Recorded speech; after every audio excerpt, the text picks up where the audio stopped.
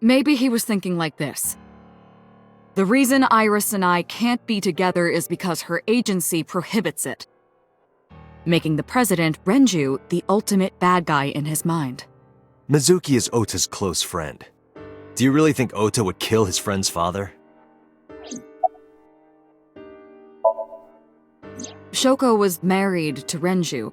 Maybe he was trying to get at Renju by killing her. That's a stretch. They've been divorced for years. Ota knows all about it. He wouldn't use Shoko to get to Renju.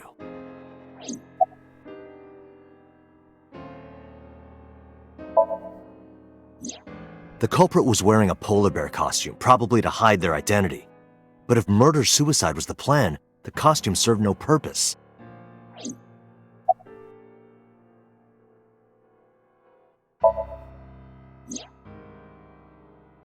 Stay away from Tessa! Ota showed himself on the stream. If he was going to kill Iris and then himself, why would he do that? The only reason you would show yourself like that is to prove that you weren't the culprit. Ota and the polar bear on the screen at the same time would prove that they're not the same person. That behavior would be totally unnecessary if he was going to commit suicide anyway. Well, maybe he wasn't planning on dying at first. After he killed Iris, he realized that he couldn't live with himself. So he lies down on the workbench and turns on the ice-cutting machine himself? I don't buy it. There are some additional discrepancies. I analyzed the investigation report. Judging by his wound, Ota was stabbed in the side by a kitchen knife or something similar. Are you sure? I am.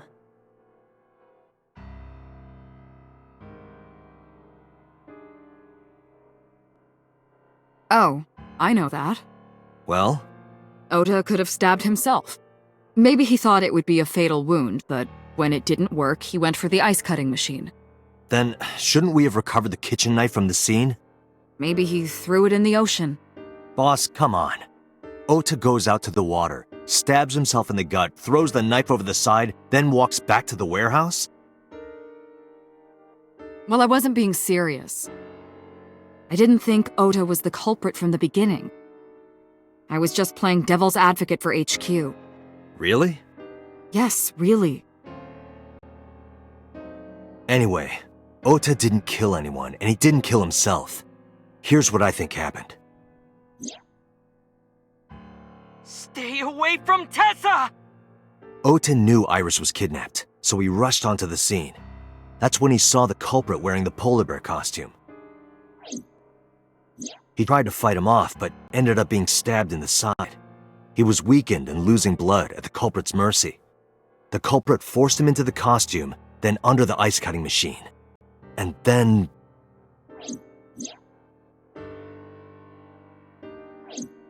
Then, who is the culprit? I wish I knew. We're up to 4 victims. But Ota was a special circumstance. He wasn't specifically targeted by the culprit. Right. And he was the only one to not have his eye pulled out. So let's focus on the 3 other victims. Shoko, Renju, and Iris. What connects these 3? Connections. If you find a connection between the victims, you find a connection to the culprit. That's the theory of investigation, right? You think the new Cyclops killer is related to them somehow? Maybe, maybe not. But it's a good starting point.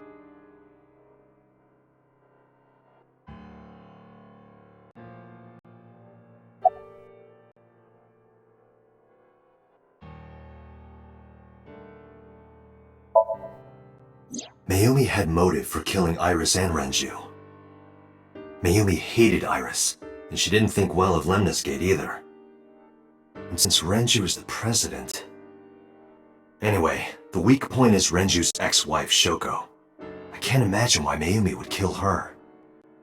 And above all else, she would never harm her only son, let alone kill him.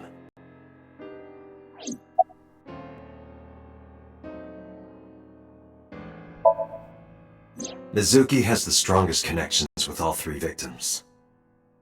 Shoko and Renju were her parents, and she was close friends with Iris. She was good friends with Ota too. The But that's why I could never believe Mizuki would kill all 4 of them. Thinking of her as a suspect is ridiculous.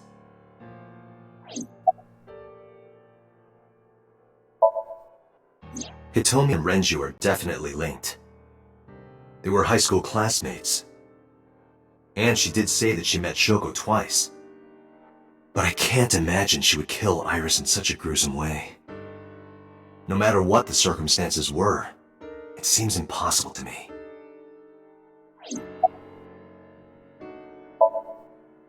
Renju and Shoko were connected to the Kumakuras. But there's no connection to Iris. Renju, Shoko, and So. There is a connection between Renju and Shoko through the Kumakuras. But again, I can't see any clear link to Iris.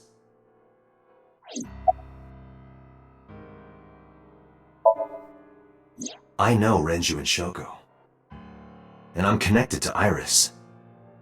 But I have an alibi.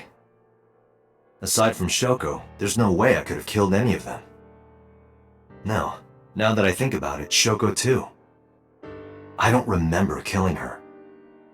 My memories from 6 years ago are missing, but I still have my memory of recent events. And if I start doubting myself now... Date, I can say without a doubt that there is zero possibility you are the new Cyclops killer. I have been working with you for years. I know better than anyone that you are innocent.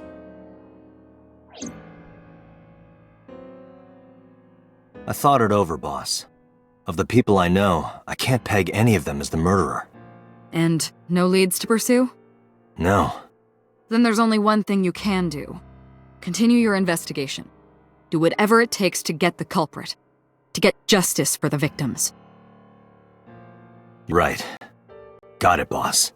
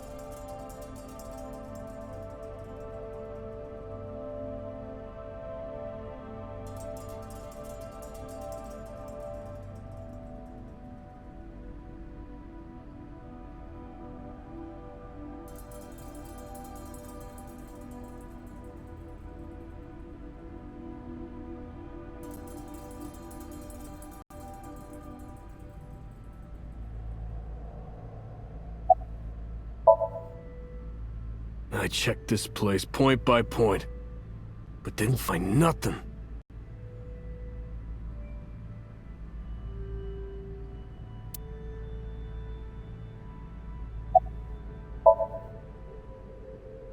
No, nothing so far.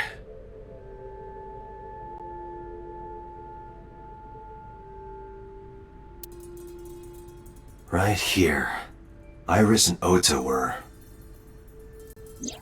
I am sure you are already aware of Ota's time of death. Just before I arrived. About 3:30 in the morning. And the cause of death. Right, about that. Ota had a stab wound from a kitchen knife in his side. Correct. What was the exact cause of death? Was it the knife wound, or... I cannot determine that. I can conclude that the knife wound was at least close to being fatal. Even if Ota was still alive on the workbench, he was certainly on the verge of death. If he weren't already extremely weak, we would expect to see more signs of struggle.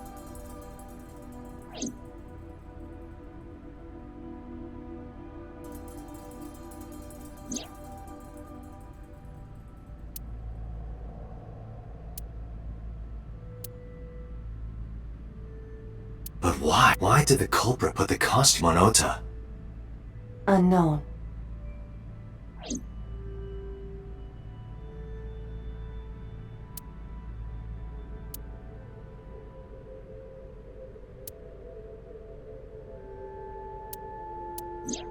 Iris's estimated time of death and cause of death have been confirmed. The video was not a recording. It was a live stream, filmed in real time. Which means Iris's time of death is 3:20 a.m.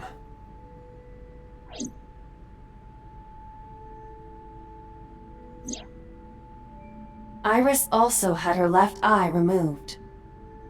Yeah. And like Renju and Shoko, Iris's left eyeball has not been recovered.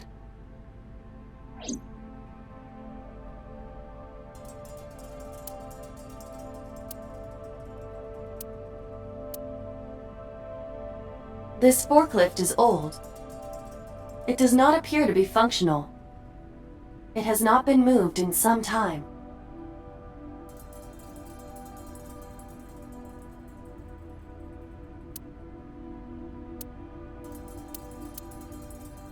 A video camera and laptop. This is what the criminal used to stream.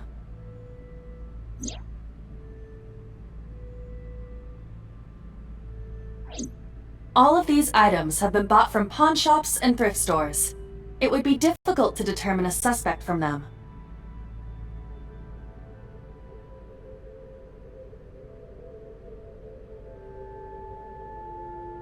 I have logged into the Wi-Fi in this warehouse. Okiura Fishery Co., Ltd. is listed as the owner. However, I found the password written directly on the router. Anyone who saw it could have used it. I have done some research. As the name suggests, the company is owned by the Okiuras, the same Okiuras we know. Renju's father created the company.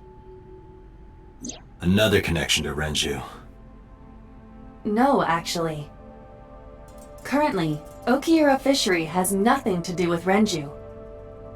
The company has been managed by office representatives for the past 17 years after Renju's father died. Renju holds no shares and is not involved in the management. In short, Renju did not inherit the company from his father, and it was instead given to other persons. But it can't be a coincidence. It certainly is suspicious. Date, we should get moving. Officers from the local jurisdiction are checking the warehouse thoroughly. We will not find anything of importance here. Yeah, you're right.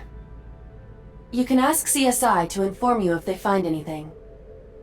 All right.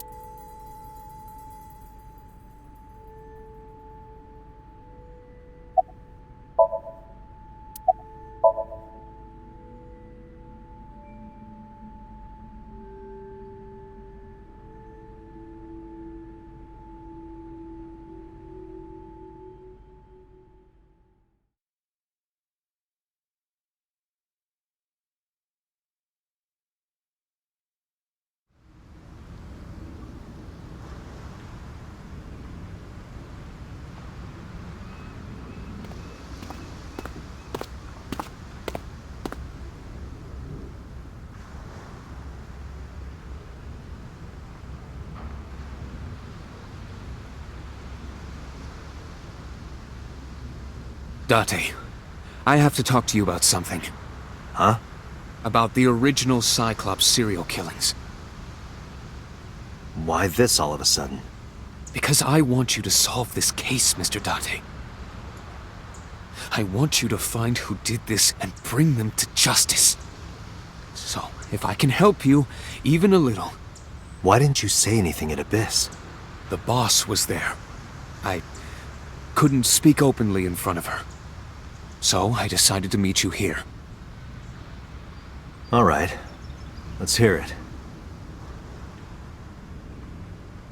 Earlier, I told you that I was completely certain the original Cyclops killer couldn't have committed these crimes.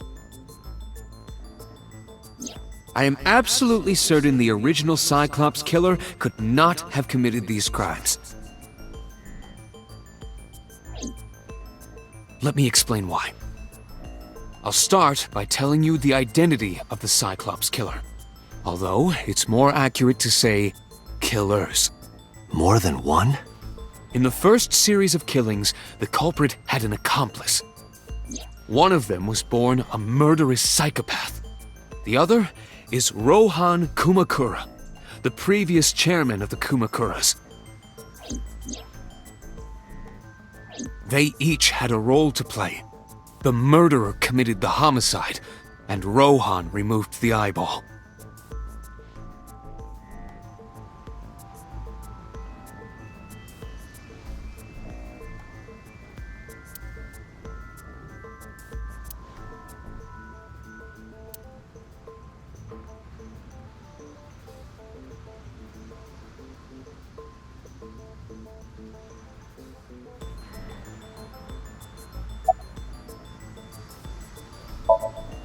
He was born with a brain dysfunction.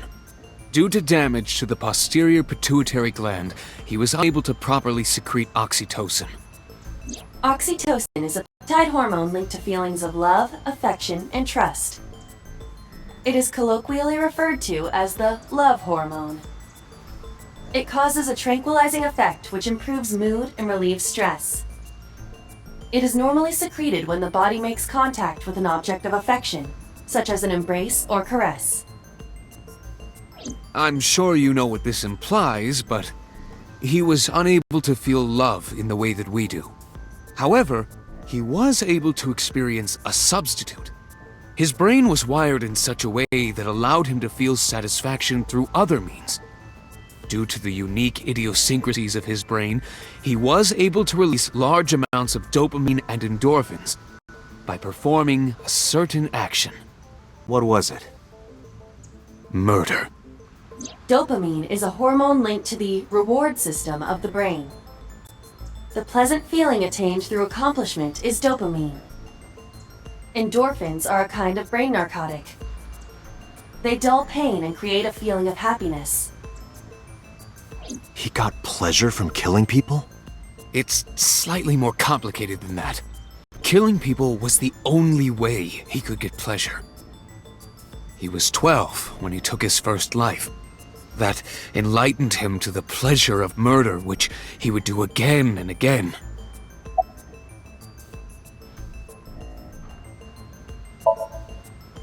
"18 years ago, Rohan took a woman's eye. She was already dead. He put his finger into her eye socket and gouged it out. The reason why was simple. He was fascinated by women's eyes. Their beauty stimulated his greed and his desire to possess them. He needed to have them, to make them his own. Driven by this instinctive impulse, he took the woman's eye. From then on, he acquired a grotesque obsession with the eyes of dead women. He was very particular about his need that the eye belonged to a deceased woman. But even being the head of a Yakuza gang, there weren't too many opportunities for him to indulge. His deepest, darkest desire went unfulfilled for years. However, he soon met his ideal partner, the aforementioned psychopath. The Cyclops killer would commit the murder, and Rohan would take the eye. Thus, a mutually beneficial relationship was established. This was the origin of the Cyclops serial killings. At about the same time, you were assigned to Abyss. That, I don't know.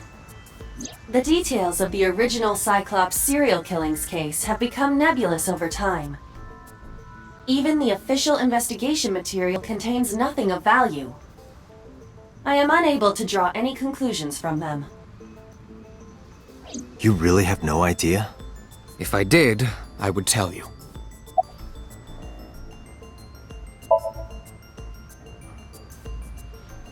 The original Cyclops killer had an accomplice.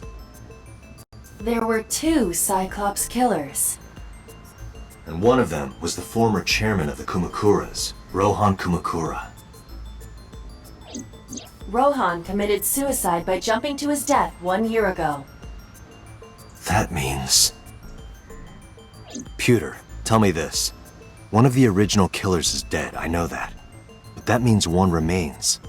Who is he? After his fourth murder, he was arrested by the police. They actually picked him up on other charges.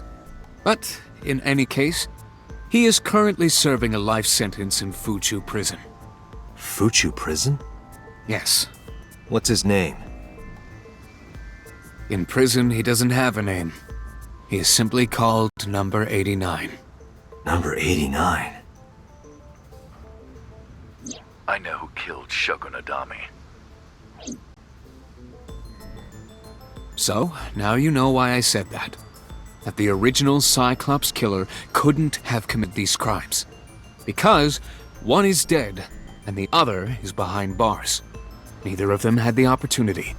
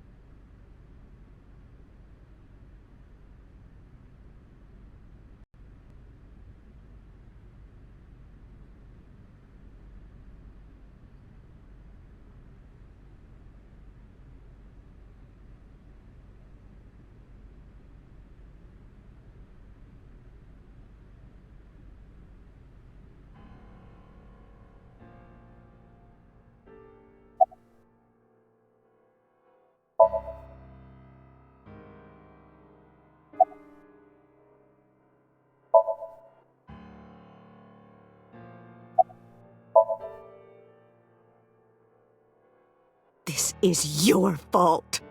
I heard from the police. Because you didn't take care of Iris, my boy Ota got involved. Date, I looked into the investigation report. Mayumi confirmed Ota's body early this morning. I see. I'm sorry. I want to be alone right now. Did you not hear me? I said leave!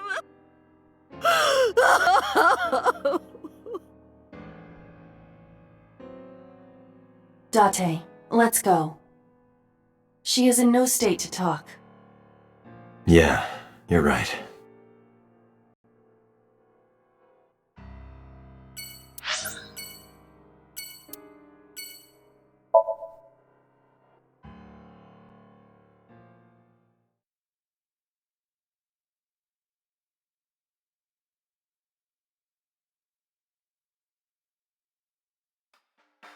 Are you okay, honey? Huh? About last night. Well, at 3 in the morning, anyway. You know about it? It's on every channel. You have the face of a ghost. Do you want a glass? I don't need a drink. I need information. Do you have anything? Well, let's see. I do have... I suppose you could call it intuition. Tell me.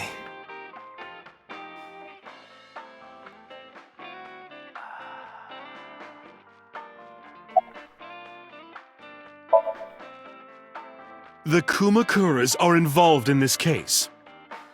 Remember what I told you before? That there's a relationship between Ren and the Kumakuras? Shoko also has a relationship with them. You know about her dealings with the Kumakuras, right? So basically, 2 of the victims are linked to the Kumakuras. That must mean they're involved somehow, right? Not 2, 3. 3? Iris? No, not that one. The boy. He came here last night? Ota? Yes, from Matsushita Diner. He's linked to the Kumakuras as well.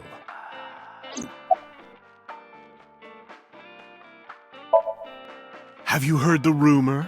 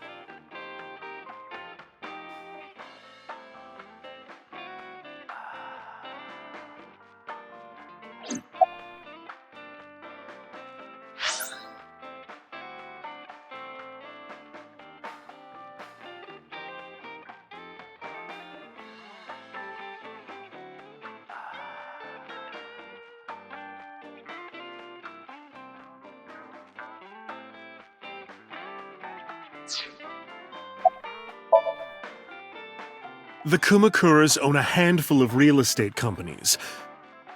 They of course look legit, but they're Yakuza fronts. I'll call those real estate companies the KE to keep it simple for you. The KE followed in So's footsteps. They bought up land in Kawasaki.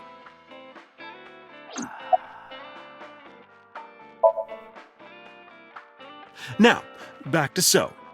Have you heard of the plans for the casino in Kawasaki? So was the one who came up with it. I was born and raised in Kawasaki. I remember the landscape of my childhood, and I loved it dearly.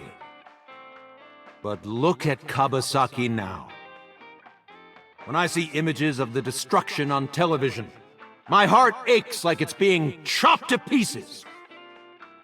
But I promise you, I will revive the Kawasaki district at any cost. Casino Town Kawasaki will give new life to the city. After that, So moved fast. He submitted the bills he needed to the National Assembly after drumming up support in the right places. The bills passed, and it became an official government initiative. Decontamination efforts therefore increased at a rapid pace in the Kawasaki district. At the moment, the area is still considered off-limits. However, the air in Kawasaki is currently purified to such an extent that it has no negative effect on the human body. If the plan goes smoothly, land prices in Kawasaki are going to skyrocket. And all that land is owned by the KE. And by So himself. The land he bought back for $1 billion will be worth 10 times that soon. He's involved in some shady business.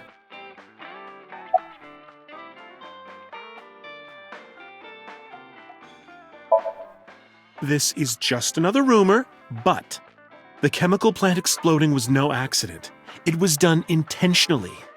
By So and the Kumakuras, you mean? But there's no hard evidence of that. It's just gossip.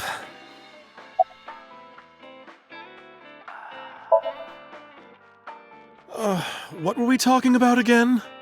Ota and the Kumakuras. Oh, right.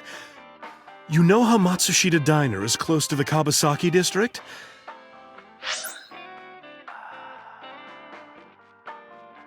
The chemical plant explosion made times hard. Foot traffic went down, sales declined. No wonder it closed down. Ota must hold a grudge. Someone caused that explosion. And if it was intentional, he'd hate them even more. That's how I link Ota to the Kumakuras.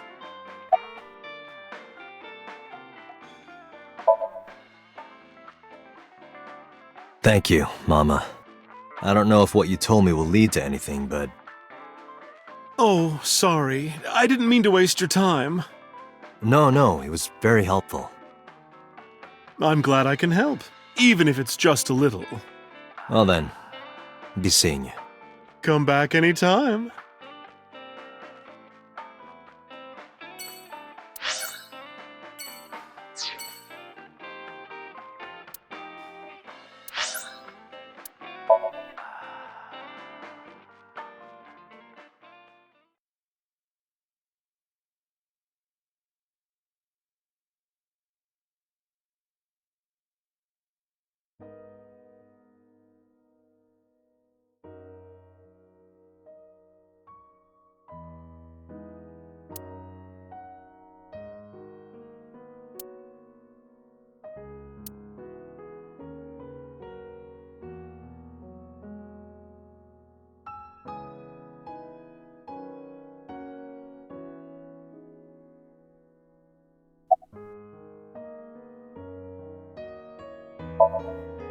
Oda was one of my students. I taught him in elementary school. I heard it from the police. Oda tried to help Iris and ended up... I don't know what to say. I have no words.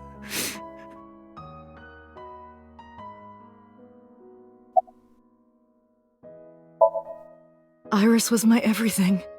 We always went everywhere together. Whether it was buying clothes, or going to the movies, or taking a walk, or going shopping at the supermarket. When she was young, she would just hold one of my fingers.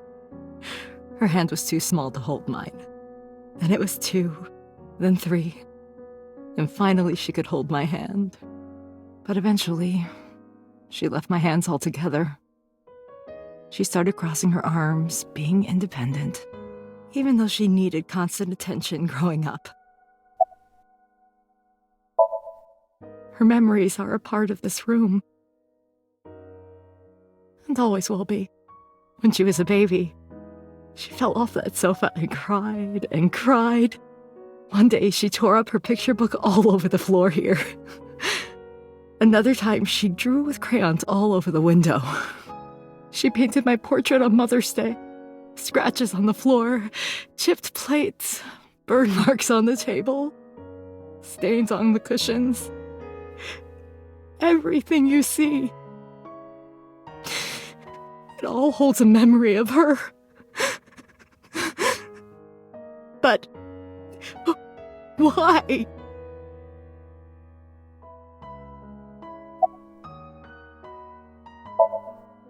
Hitomi, my entire focus is on this case. Is there anything at all you can tell me? I don't know if this is important, but... No, please, tell me. I may have told you this already. I met Renju's wife Shoko twice before. The first time at the wedding, the second time a month ago. That second time was in the waiting room of the prison. Prison? There's an acquaintance of mine from when we were younger. I visit them a few times a year. And by coincidence, I saw Shoko. I don't think she noticed me, but I recognized her as Renju's wife right away. She was there for the same reason I was, to visit one of the inmates. Do you know who? No, I don't. We didn't talk. Which prison? Fuchu Prison, in Tokyo. Fuchu. Prison?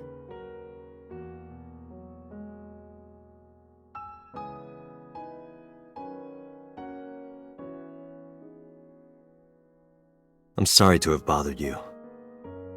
I'll be going now.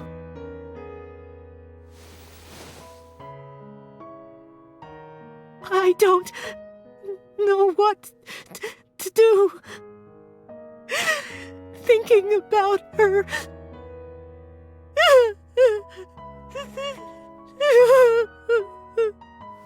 Date, please, you have to catch them.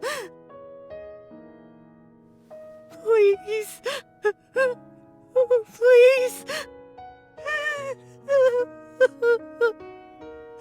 I will. Trust me.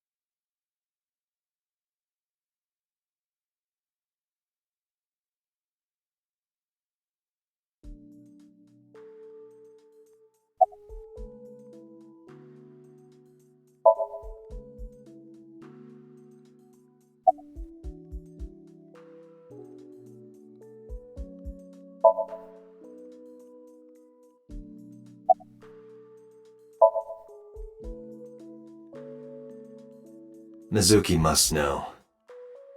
About Iris and Ota. Of course. The news was distributed heavily across the internet. Not just in Japan, but worldwide. 3 days ago, Mizuki discovered her mother's body. 2 days ago, her father's. This morning, 2 of her best friends. It is completely understandable that she is at her mental limit. Can I be left alone for a while? Are you okay? Yeah.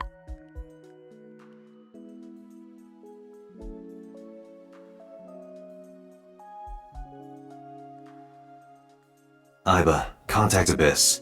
See if they can get Mizuki a good counselor. Understood.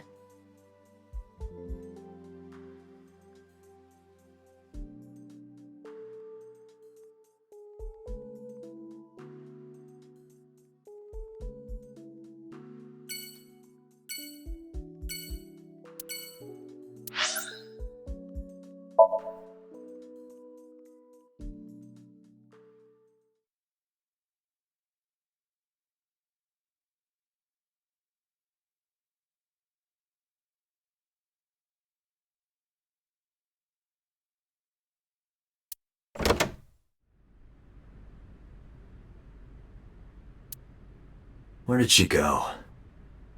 Well, she isn't always here, correct? True.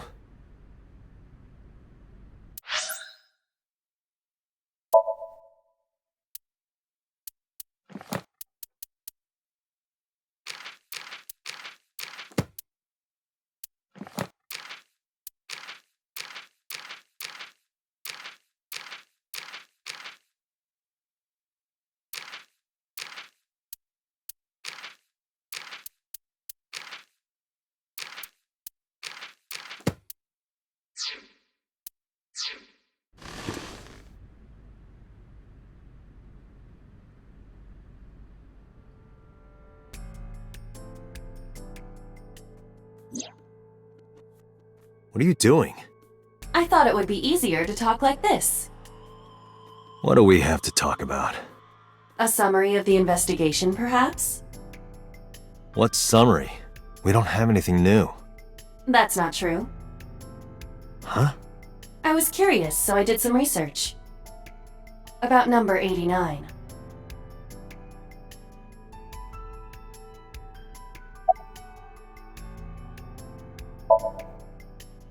Unknown. You don't know? No such person is listed in the family registry. It is possible he is a foreigner, but his nationality is unknown.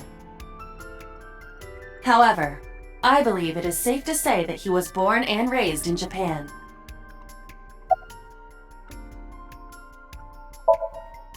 As you know, he is an assassin with multiple confirmed kills.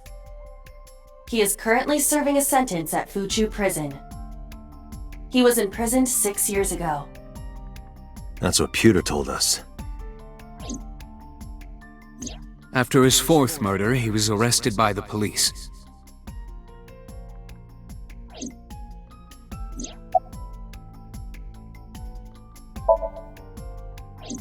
Unknown. I cannot determine if they have any connection.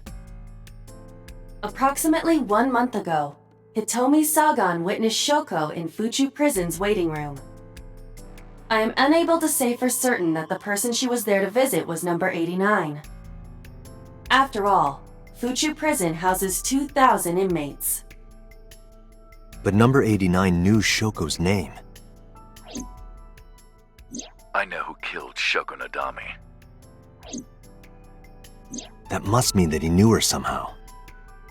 It is possible.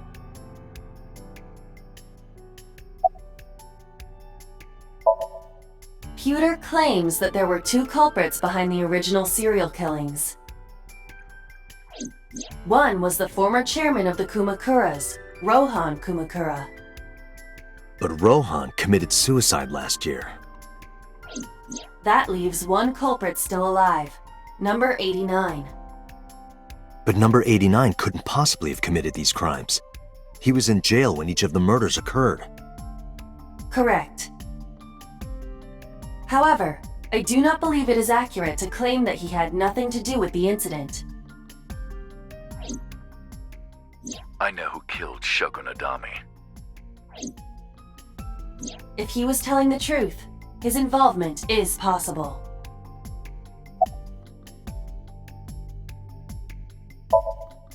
Let's talk to number 89.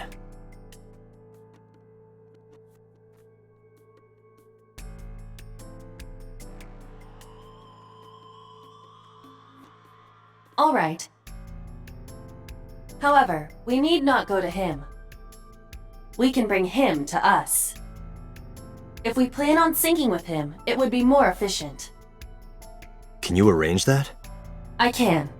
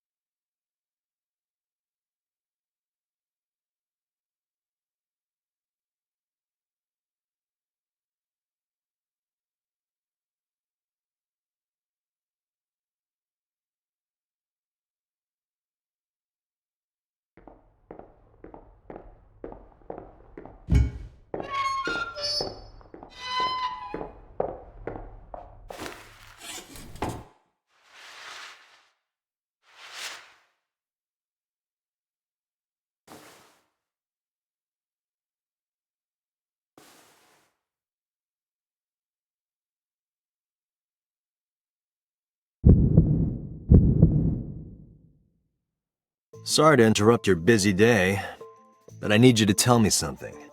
I'd appreciate your cooperation.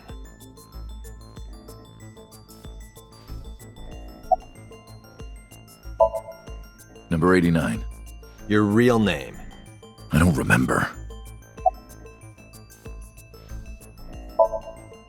Burkina Faso. Burkina Faso is a republic in West Africa. Population 17 million. I don't have time for your jokes.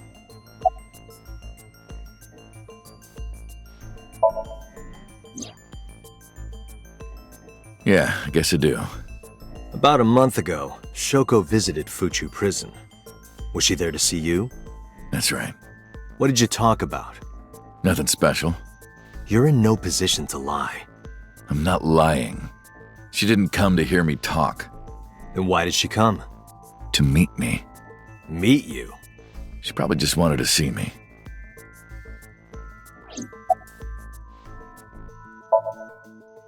A long time ago. I don't remember exactly when. What's your relationship to her? A physical one. I'm kidding, she was just a business partner.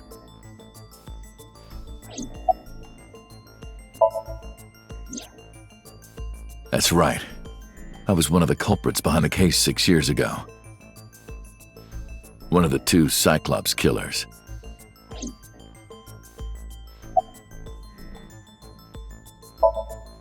All right, let's get right down to it. 2 days ago, you called Investigation HQ and said, I know who killed Shoko Nadami. That's right. Who? Hey, don't be so hasty. We haven't agreed on a deal. You're gonna let me out of prison, right? It's done. You've got a deal. All right. But to explain it properly, I need to tell you a story. It might take some time. Is that all right with you? I've got nothing but time. Then let's get started. The story of a lonely assassin.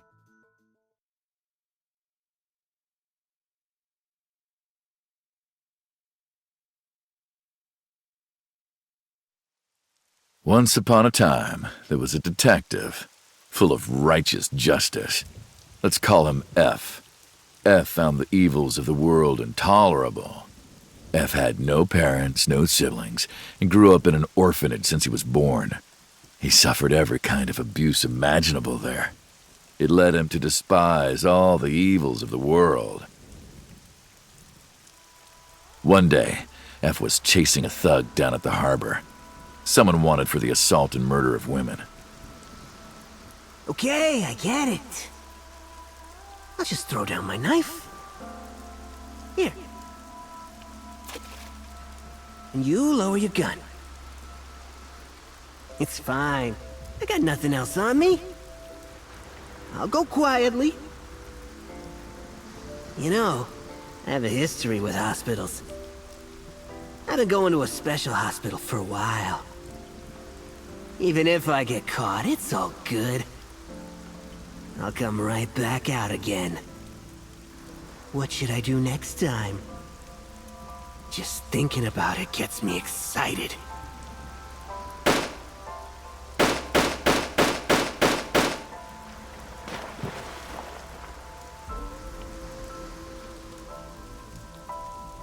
The culprit was unarmed, but F never served a day in prison.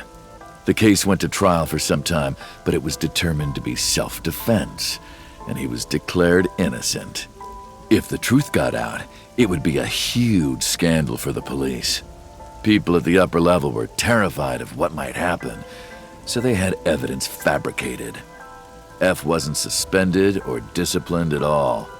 After a while, he returned to his job like nothing happened. That was a turning point for him. He was ready to shed the morality that was weighing him down, holding him back.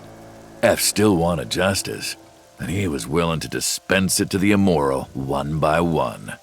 He became an assassin, a lone gunman, no agent, no employer. He was his own man. F believed that he was judge, jury, and executioner, but it didn't last long. One day, F got rid of a criminal we'll call X. X was responsible for defrauding and killing an innocent old man for his life insurance policy.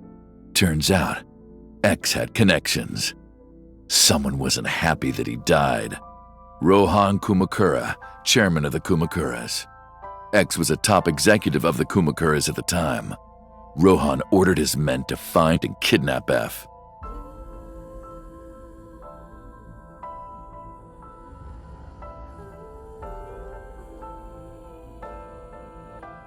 I've done some research. I know you've cleaned up at least 18 pieces of scum from this earth. But somehow there hasn't been a single criminal investigation. They're all treated as suicides, accidents, or natural causes. Amazing work. I'm impressed. How about you work for us? Of course, you have the right to say no, but it'll be the last word out of your mouth. F was trapped. Even if he somehow survived, he would be looking over his shoulder for the rest of his life. He had no choice but to take Rohan's offer. Thus, F's self-employment came to an end. He became a hired gun of the Kumakuras. Rohan even gave him a code name, Falco, named for the falcon, a bird of prey.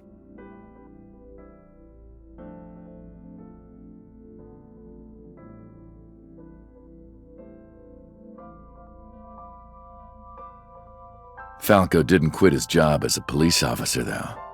He worked as a detective by day, assassin by night at the will of the organization. An ordinary killer would need motive to take a life, but not Falco. He did as he was told, one target after another.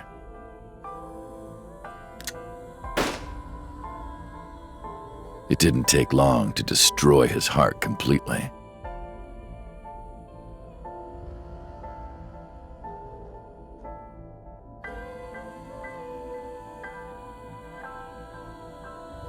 Time passed, and a few years back, Falco, who by this time was exhausted in body and spirit, made a fatal mistake. He missed his mark and ended up taking a bullet to the stomach. Somehow he managed to escape. After reaching a nearby shrine, his legs finally gave out under him. He had no strength left.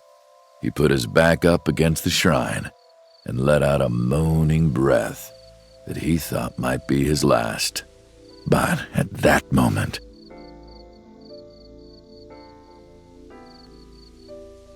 in his darkening vision, he saw a woman approach him. He watched her take out her phone and dial for help. At the same time, he heard footsteps. Footsteps of at least 2 people closing in. He knew immediately that they were after him. He sprung into action, grabbing the woman and pulling her close, kissing her to keep her from talking.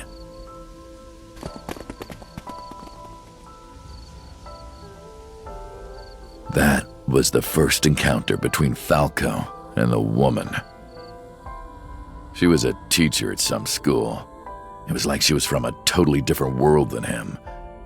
Listening to her talk, he would forget everything about his line of work. She was his only contact with the ordinary, mundane world. They met in secret a few more times, and Falco felt his heart grow warmer. Her smile and kindness were like a cold glass of water for Falco's parched heart. Falco started to become himself again, his former self. He swore on his life that from then on, he would live for her.